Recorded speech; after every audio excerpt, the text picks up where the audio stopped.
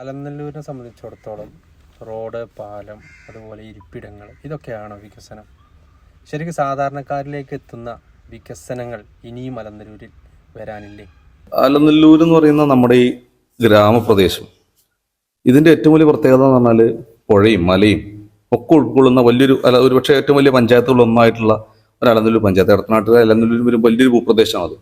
ഇവിടെ ഈ പറയുന്ന ഇരിപ്പിടം ഇതിനേക്കാളൊക്കെ അത്യാവശ്യമായ ഒരു കാര്യം എന്ന് പറഞ്ഞാൽ നമ്മുടെ നാട്ടിൽ 24 മണിക്കൂർ പ്രവർത്തിക്കുന്ന ഗവൺമെന്റിന്റെ ഒരു ഹോസ്പിറ്റൽ ഇല്ലാത്തത് വലിയൊരു പോരായ്മയായിട്ട് തോന്നാറുണ്ട്. കാരണം വികസനം എന്ന് പറയുന്നത് നമ്മളെ സംബന്ധിച്ചിടത്തോളം 4 വരി പാതയോ 8 വരി പാതയോ വരുന്നതോ ഹൈമാസ് ലൈറ്റുകൾ വെക്കുന്നതോ, ഞാൻ ഒരു രാഷ്ട്രീയപരമായിട്ടല്ല പറയുന്നത്, അതിൽ രാഷ്ട്രീയം നോക്കണ്ട, കാരണം ഇത് പറയുന്നതിന്റെ രാഷ്ട്രീയമായിട്ട് നോക്കണ്ട. പിന്നെ പാലങ്ങൾ, ഇതൊന്നുമല്ല, ഇതൊക്കെ വേണം, ഇതൊക്കെ ആവശ്യമാണ്. ഈ അലനല്ലൂർ ഒരു 8 വരി പാത വന്നുകൊണ്ട് ഇവിടെയുള്ള സാധാരണക്കാരനായ ഒരു കൂലിപ്പണിക്കാരനെ സംബന്ധിച്ചിടത്തോളം, ഒരു സാമ്പത്തികമായി പിന്നോക്കം നിൽക്കുന്ന ആളെ സംബന്ധിച്ചിടത്തോളം വലിയൊരു വികസനമായിട്ട് അവർക്ക് കാണാൻ കഴിയില്ല.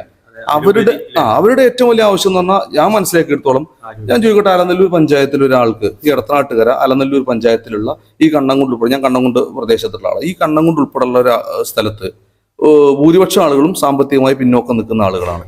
ഇവർക്ക് ഒരു അത്യാവശ്യം വന്നു, ഒരു പെട്ടെന്ന് രാത്രി ഒരു അസുഖം വന്നു കഴിഞ്ഞാൽ ചുരുങ്ങിയത് ഇവരൊരു 10 കിലോമീറ്ററെങ്കിലും സഞ്ചരിച്ച് ഒരു പ്രൈവറ്റ് കേന്ദ്രത്തിൽ എത്താനാണ് പറഞ്ഞത്. ഒരു പ്രൈവറ്റ് ഹോസ്പിറ്റലിൽ എത്തണമെങ്കിൽ പോലും ഒരു 10 കിലോമീറ്റർ സഞ്ചരിക്കണം രാത്രി, നല്ലൊരു ഹോസ്പിറ്റലിൽ. ഇപ്പോൾ ക്ലിനിക്കുകളായിട്ട് ഓരോന്ന് അലനല്ലൂരിനെ സംബന്ധിച്ചോളം വന്നുകൊണ്ടിരിക്കുന്നുണ്ട്. പക്ഷെ ഗവൺമെന്റിന്റെ കീഴിലുണ്ടായിരുന്ന ഒരു ആശുപത്രി, മുമ്പ് 24 മണിക്കൂറും പ്രവർത്തിച്ചിരുന്ന ഒരു ആശുപത്രി ഇപ്പോൾ വെറും പ്രാഥമിക ആരോഗ്യ കേന്ദ്രത്തിലേക്ക് മാറ്റി നിർത്തുകയാണ് ചെയ്തിട്ടുള്ളത്.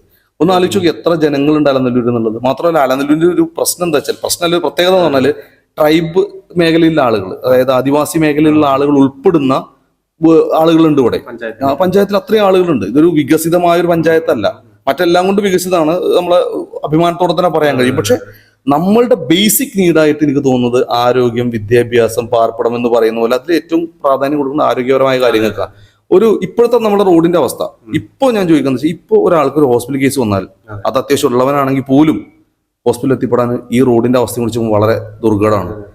ഈ ഒരു അവസ്ഥയിൽ നമ്മുടെ രാഷ്ട്രീയ പാർട്ടിക്കാര്, ഒരു പാർട്ടി എന്നുള്ളതല്ല, എല്ലാവരും ഒന്നിച്ച് നിൽക്കേണ്ട. അലനല്ലൂരിന്റെ ഒരു പ്രത്യേകതയാണ് ഞാൻ മനസ്സിലാക്കുന്നത്. അലനല്ലൂർ പഞ്ചായത്തിൽ ഒരു തരത്തിലും ഇതുവരെ രാഷ്ട്രീയപരമായ പ്രശ്നങ്ങളോ അങ്ങോട്ട് ഒന്നും ഉണ്ടായിട്ടില്ല.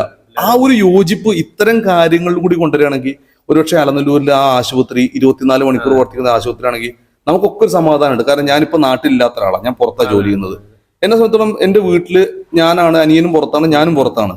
ഒരു അത്യാവശ്യത്തിന് ഒരു ഹോസ്പിറ്റൽ കേസ് വന്നാൽ ഇവര് എവിടെ പോവും, എന്ത് ചെയ്യുന്നുള്ള ടെൻഷൻ എനിക്കുണ്ട്.